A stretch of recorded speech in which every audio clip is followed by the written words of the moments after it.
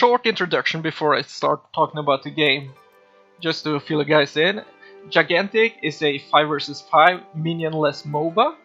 It all comes down to small skirmishes around creature points or the guardians themselves, or just around the map in general, but that doesn't happen too often.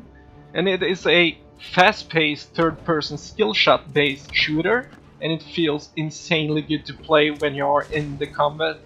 You really just need to play it yourself actually to understand. Both videos and gameplay I have in the background don't really serve the game justice. It's really hard for a video to capture how good the game actually feels.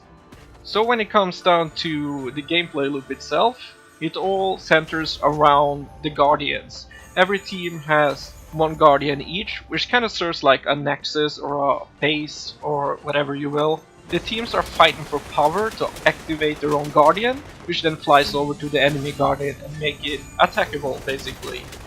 Which is a great idea, because everybody swarms back to defend or attack, which leaves all the creature points on the maps open, so someone can go out and pick them off if you see the possibility for it.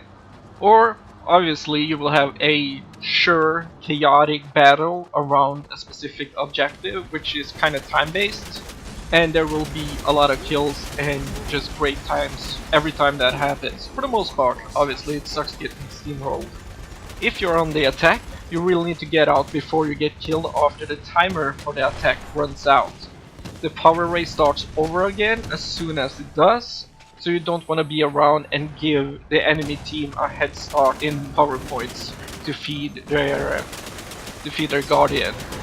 Both guardians start out with 3 lives. It will regen some shield, but will have the same amount of life for the next try.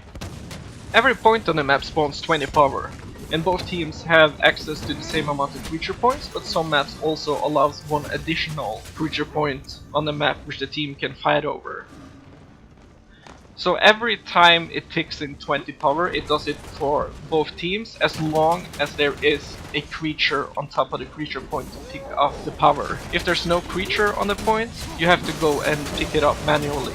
Killing heroes gives 10 points, and the guardian needs a total of 100 for it to fly to the enemy and make it open for attack.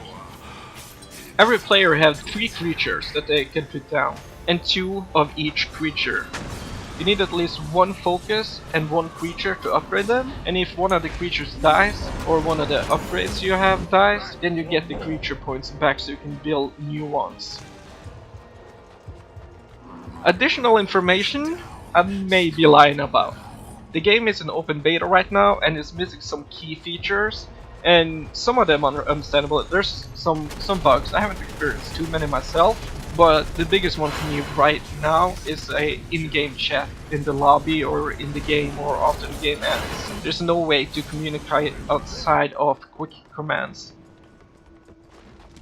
Windows 10 and Xbox have cross-platform, right now at least. I'm not sure if that's gonna continue after the game gets released. We'll have to see about that.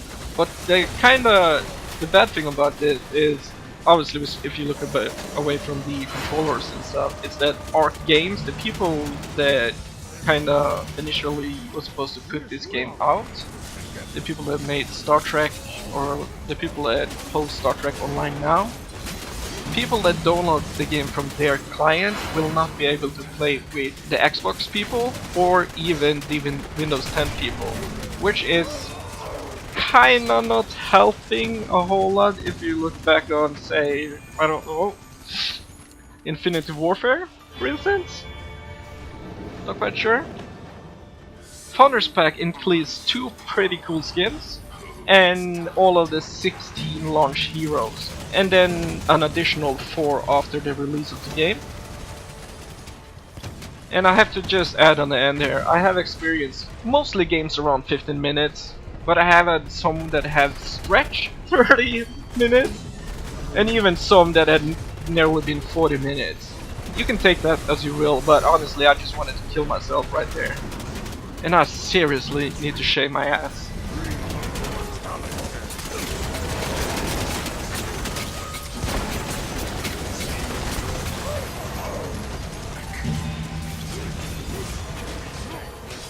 Good.